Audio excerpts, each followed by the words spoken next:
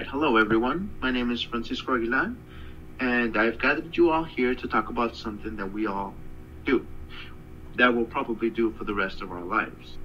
And that is, we all think about food. Have you guys ever wondered what goes on in your brain when it comes to food? But let's talk a little bit about the brain. It is located inside the skull. It is mainly made up of fat. It is one of the most important organs in our body.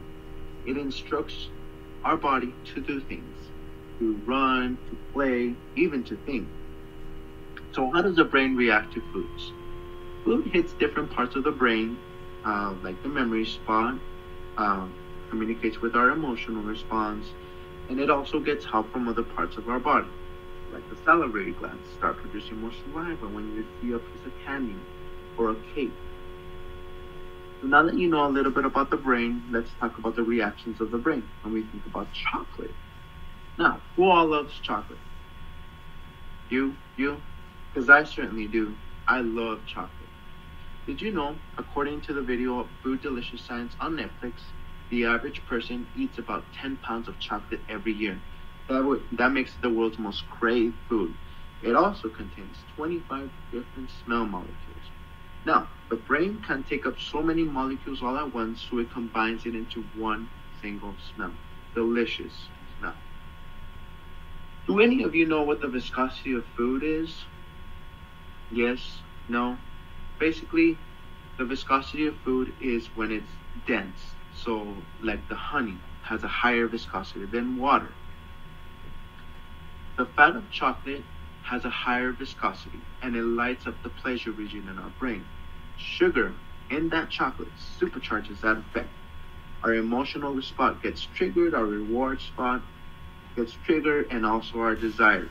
Then memory forms, so it's kind of like a little pathway.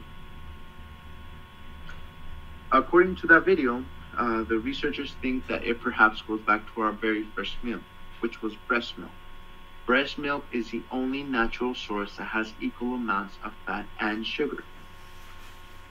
Our brain remembers the sweetness and the desire to buy chocolate.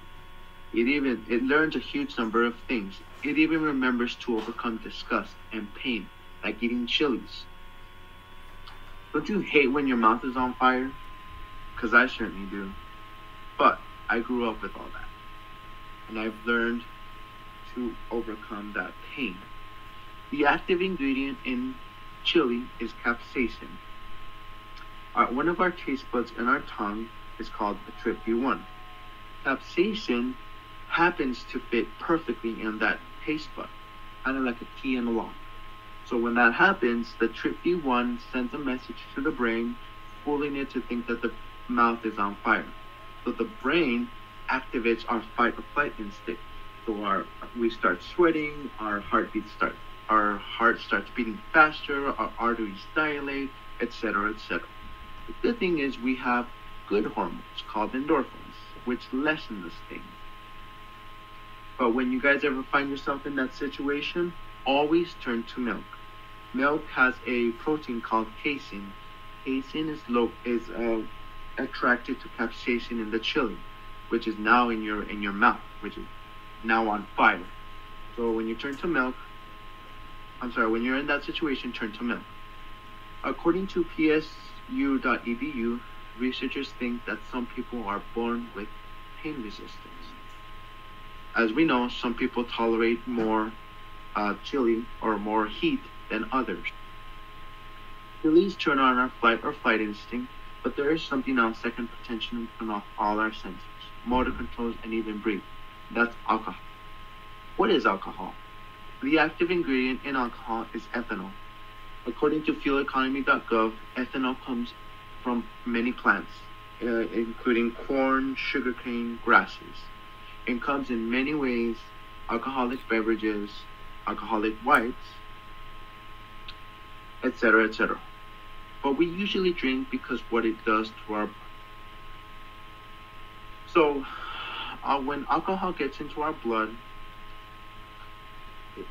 and into our blood system, our brain has these neurons or a brain chemical called GABA. So alcohol breaks these chains and it interferes neurons firing at the wrong time.